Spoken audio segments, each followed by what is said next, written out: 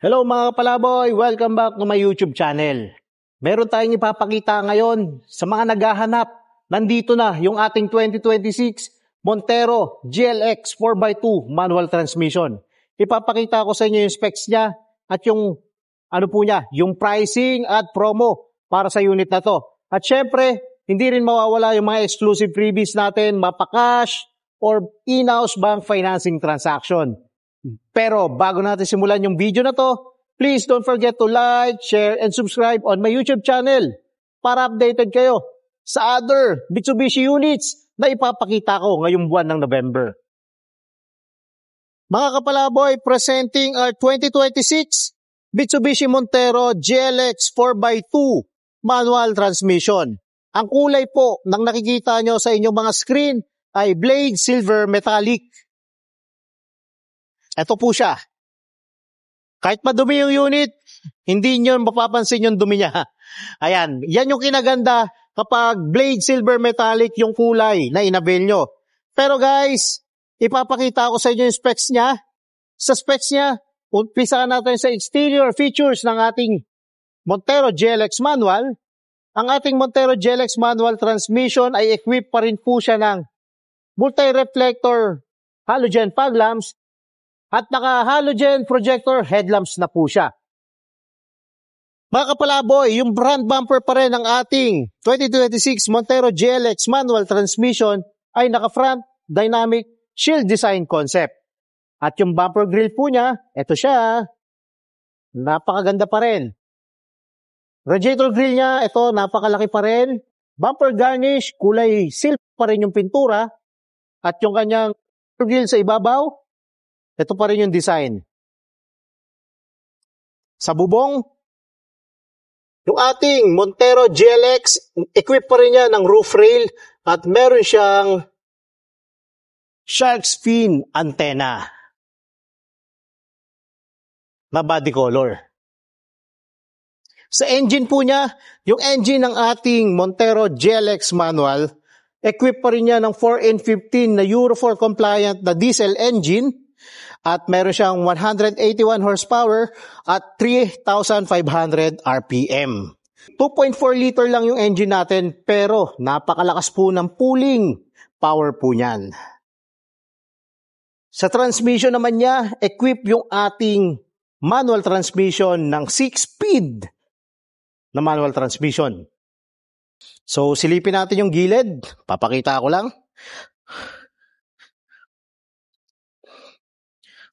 Ang ating Montero GLX manual, equipped po yan ng 18-inch na silver na alloy rims.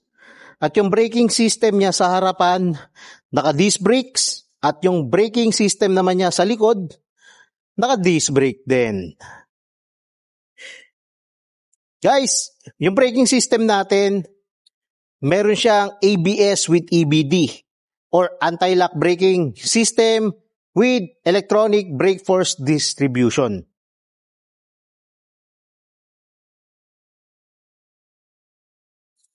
Sa suspension naman niya, naka-independent double wishbone po yan na coil spring with stabilizer bar. At sa likod, naka 3-link with coil spring and stabilizer bar po siya.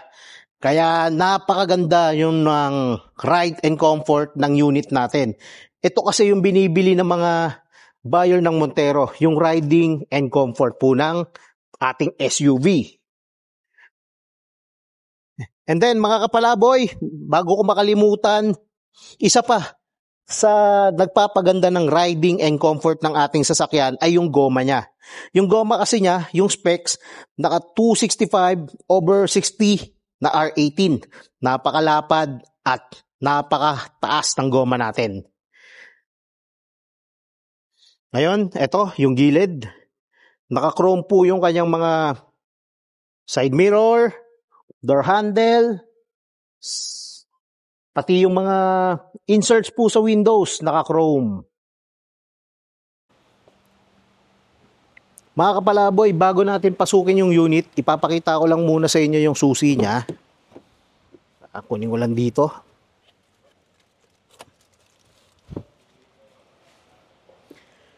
Yung susi ng ating 2026 na Montero manual transmission, ito, naka ano pa rin siya, keyless entry with alarm. Twist start po yan. Yung naka-push button kasi sa atin, yung ano, Montero automatic na transmission. And kung gusto natin i-lock yung unit, pipindutin lang natin yung button na to, yung lock. At automatic, yung mga side mirrors niya, titiklop. At kapag in-unlock natin, ayan, magre-retract naman yung mga side mirrors niya.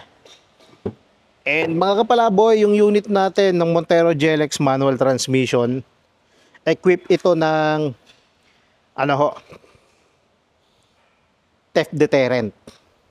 Kaya kapag nakalock yung sasakyan natin, ito, ide-demo ko lang sa iyo. Pasok lang muna ako sa loob. Tapos ilalock natin, pipindutin ko yung button na to ah. Yan, may narinig kayong buzzer, ano dyan, buzzer. Yan, antayin lang natin mawala yan. Pag nawala yan, ibig sabihin naka-arm na yung ano natin, anti-theft. Kaya kapag may force entry dito, ayan, kapag may force entry dito, tignan nyo ah, magkakaroon lang ng delay yan, tapos bubusina na yung unit natin. Papakita ko lang. Ito, unlock ko na. Yan. Yan, tumunog na siya. Abangan ko lang yung susi.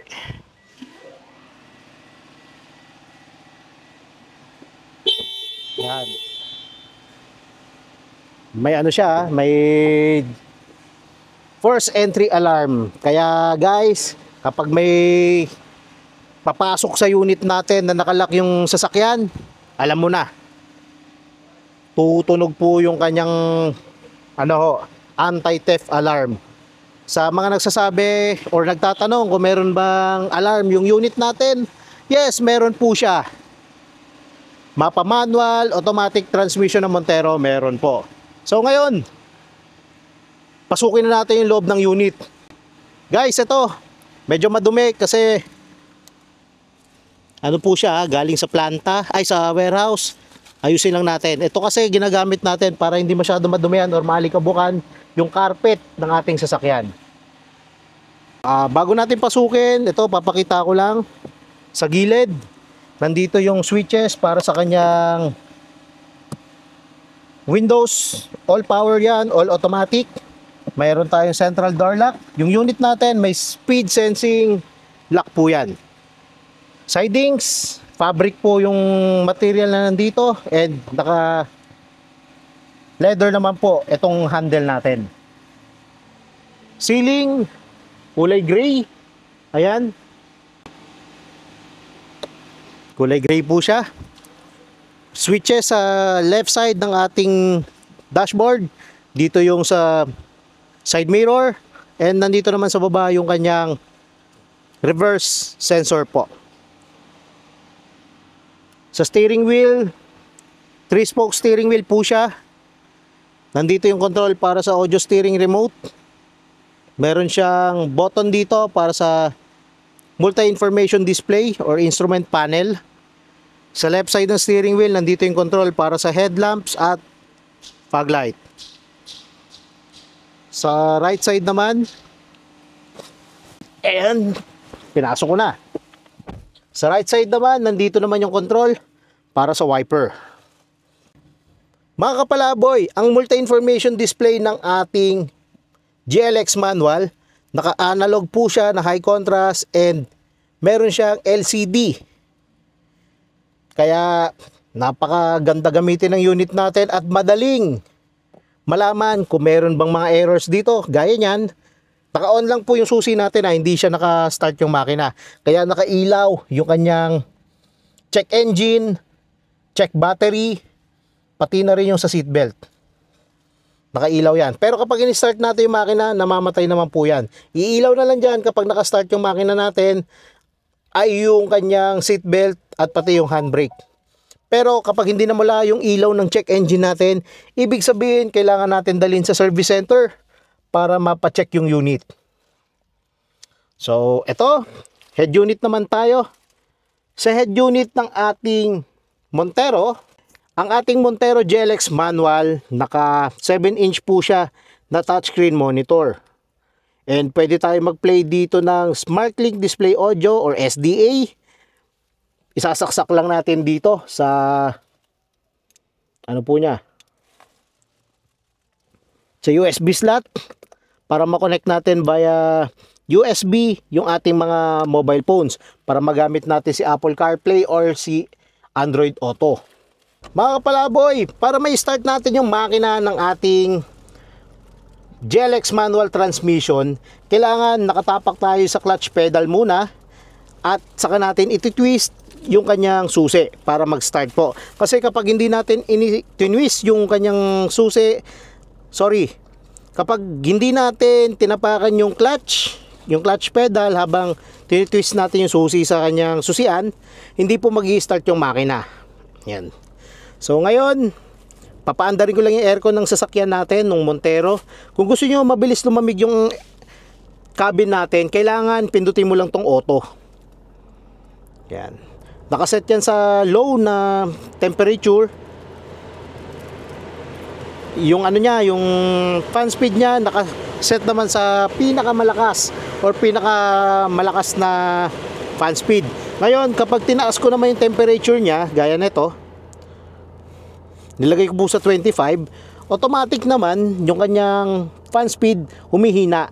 At kapag na-reach niya yung temperature na sinet natin, for example, nakaset tayo ng 23, nakita niyo naging 3 bars yung kanyang fan speed. Kapag na-reach na niya yung cabin temperature, automatic naman bababa yung kanyang fan speed. Yan yung purpose kapag naka-auto climate control. Ngayon, ilalagay ko lang sa number 1. Kapag pinindot ko naman yung fan speed niya sa low speed, automatic naman namamatay itong auto climate control na sinet natin.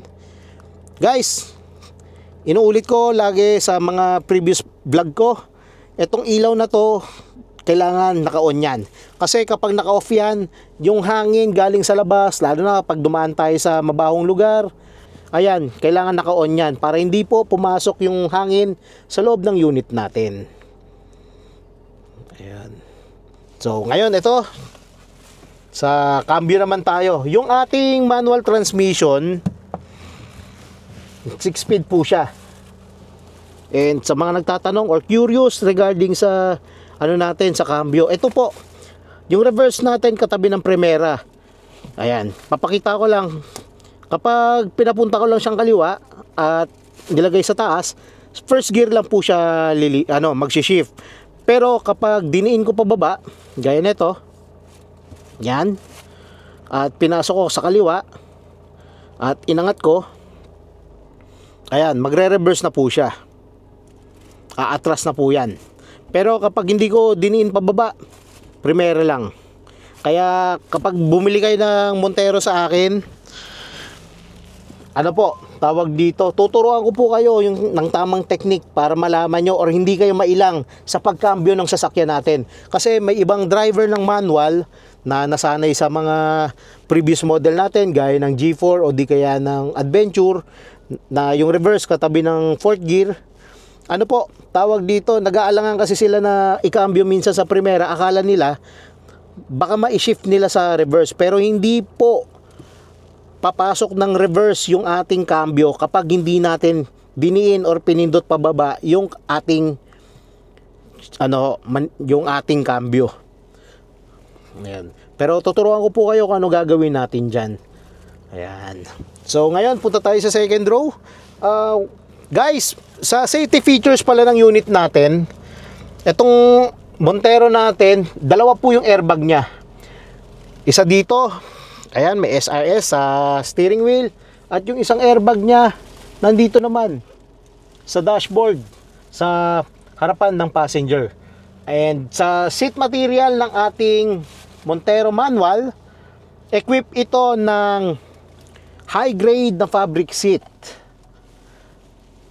Mula harap hanggang sa pinakalikod, naka-fabric seats yan. And sa ilaw, ito yung ilaw natin. Tatlo po yung ilaw niya dito. Dalawa sa map light, isa dome light. And kung bubuksan naman natin itong ano natin, sun visor, meron siyang vanity light po sa mirror niya. Parehas dito sa kabila. Meron din yan. Ayan. Kaya si ma'am, kapag kailangan mag-retouch or may pupuntang event, kailangan niya mag-pulbos or mag-foundation, gamit lang siya niyan nung ating sun visor.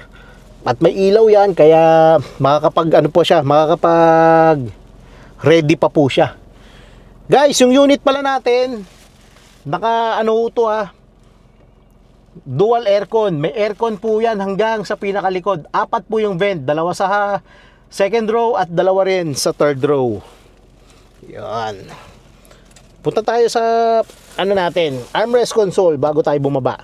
Sa armrest console, sa center armrest console niya, ipapakita ko lang, meron ditong 12 volts na power outlet. Ayan.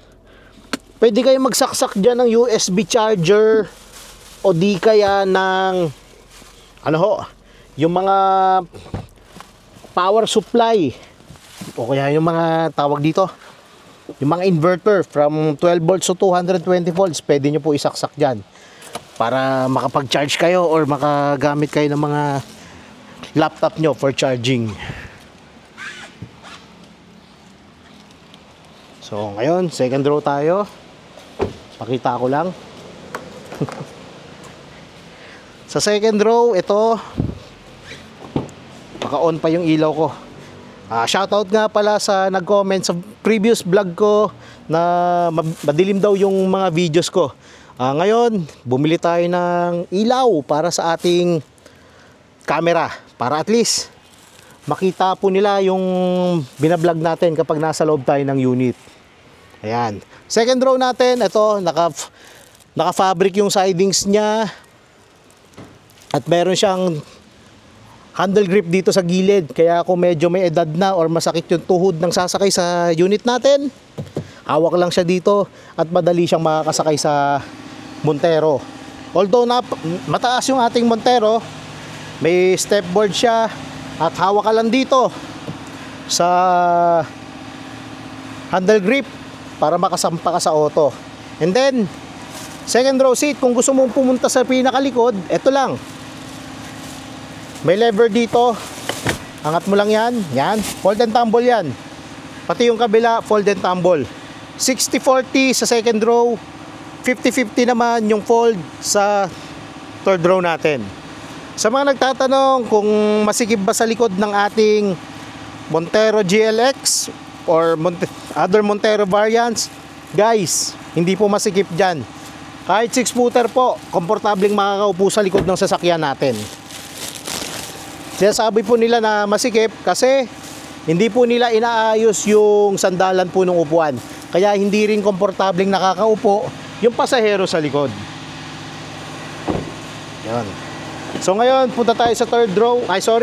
Sa likod ng sasakyan. Sa likod ng ating Montero GLX manual, naka ano po siya, combination ng LED saka bulb na tail lamps. Kasi yung naka-bulb dito, yung kanyang turn signal lamps. Pero LED ito. Yung kanyang position lamp, pati na rin yung kanyang reverse lamp. By the way, sa likod ng ating Montero manual, kulay silver po yung kanyang bumper garnish at meron siyang abang dito na reflector naman. Pero pwede nyo po i-upgrade yan kung gusto nyo gawing Black Series look na merong rear fog lamps. Palitan mo lang to ng merong palitan mo lang yan ng rear fog lamp assembly ng pang Black Series at gagana na po siya.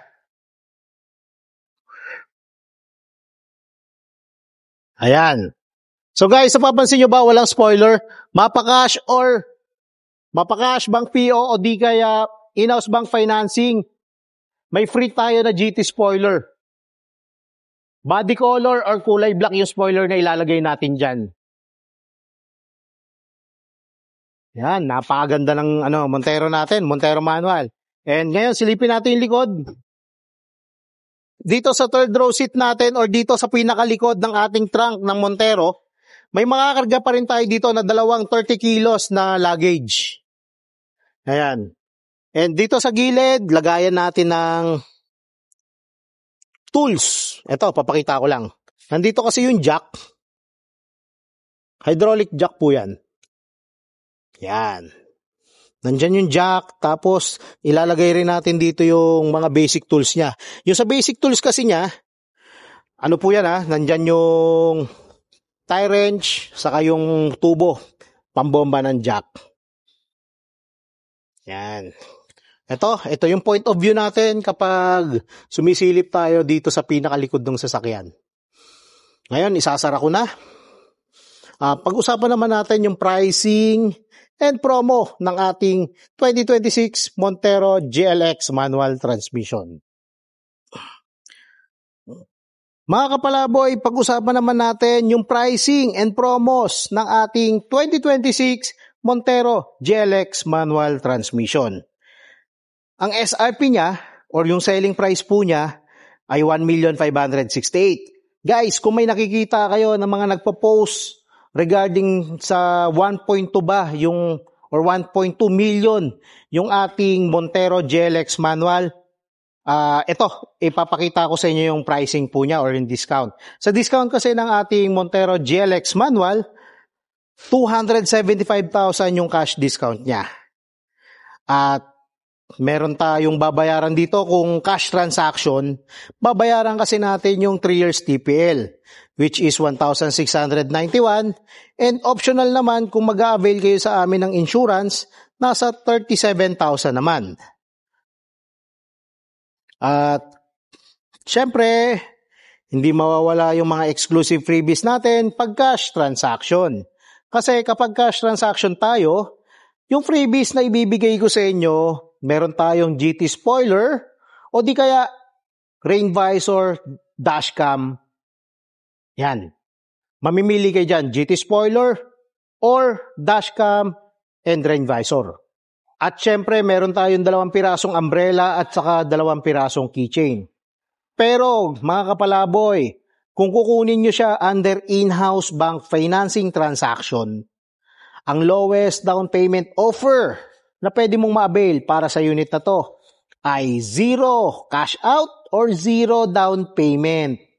Yes, tama po kayo nang nakikita at tama po kayo nang narinig. Naka 0 down payment pa rin tayo. At ang lowest monthly na pwede mong ma-avail under sa 0 down payment, lalo na kung maaprubahan ka sa BPI, kasi BPI natin, nasa 31,000 lang yung monthly amortization. Pero kapag other banks, gaya ni East West, China Bank, nasa 32,000 naman yung magiging monthly nyo. Pero kapag PS Bank approval or BDO approval, naka-base kasi sila sa 30%.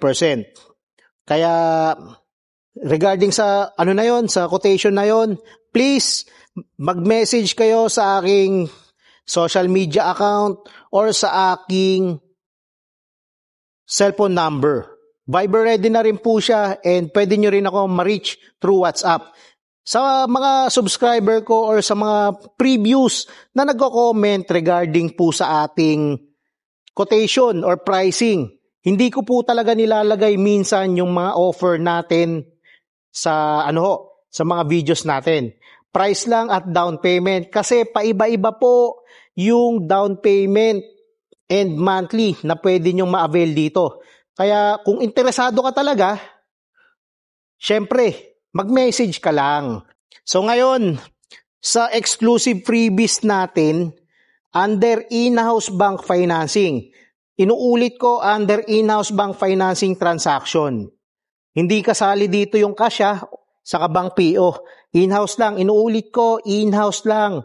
Sa mga mababait kong mga subscribers dyan, sana mag-avail kayo sa akin kasi napakaganda ng offer natin dito. Kasi, bibigyan ko kayo ng 2 option. Option 1, GT spoiler natin, gagawin natin siyang body color o di kaya kulay black. Tapos, sa mags naman niya, naka GT look or two-tone o di kaya nakakulay black na mags. Tapos meron tayong slim fender flare, rally art skid plate, Bosch Europa horn, deep dish matting, rain visor, HD dashcam na nakamount dyan sa rear view mirror natin. Meron din tayong door step seals, rear step seals. Tapos guys, meron din akong ibibigay sa inyo na car cover, car care kit, 2 pirasong umbrella, 2 pirasong keychain, at saka windshield washer fluid. Then, kung gusto mo naman ng Black Series look, kasi ito talaga yung best, yung best deal natin or yung hinahanap ng mga clients natin ngayon. Yung best, Black Series look, ito yung Black Series look package natin. Napakaganda kasi ng nung forma na yan. Kaya yun talaga. Pero guys, ito, disclaimer lang, pag Black Series look po yung inavail nyo, 6 to 8 hours po yung kanyang process. At syempre, gagawin po natin yan kapag na-release natin yung unit dito sa dealer. And ngayon, ibibigay ko sa inyo yung mga i-itemize natin yung mga freebies natin sa option 2. Sa option 2 kasi natin, GT spoiler na black, naka-black din yung kanyang mags, pipinturahan natin ng black yan. Tapos, yung kanyang bumper garnish, gagawin natin black. Radiator grill na silver, gagawin natin black. Side mirror cover, door handles, roof rail, roof, at yung kanyang shark's fin antenna, gagawin po natin kulay black yan. Sa likuran naman niya, yung kanyang tailgate garnish, pati na rin yung rear bumper garnish natin, gagawin natin kulay black. Meron din ako sa inyong ibibigay na muffler tip, HD dashcam, Bosch Europa horn, rain visor, car cover, 2 pirasong umbrella, at saka 2 pirasong keychain. Yan, sobrang dami ng mga freebies natin. Sa mga nais mag-avail ng ating Montero, Mapa Montero GLX manual, GLS automatic, or Black Series, gaya na ito. Yan, ito yung Black Series, 4x2 to, kasi wala siyang windshield washer fluid at wala siyang sunroof. Para sa mga gusto mag-avail ng unit ng Montero natin, tawag lang kayo sa number ko, 0906-220-2434. Globe po siya. WhatsApp, Viber, or Telegram na ready na rin po yan. O di kaya mag-message kayo sa aking social media account. Ilalagay ko po yung link sa description sa aking video. So, guys, mga kapalaboy, please don't forget to like, share, and subscribe on my YouTube channel para updated po kayo sa other Mitsubishi promos and Mitsubishi happenings natin. And guys, kung meron kayong questions or inquiries, yon, tawag lang po kayo sa mga contact numbers ko or contact details ko na nakalagay dito sa description or sa screen. And sana kayo po yung maging next Mitsubishi client ko ngayong buwan ng November at December. At kita-kits po dito sa Mitsubishi Abad Santos, Manila branch. Again, I'm Joey RJ Olimba, your 12-year sales executive dito sa Mitsubishi Peak Motor sa Abad Santos, Manila. Kita-kits!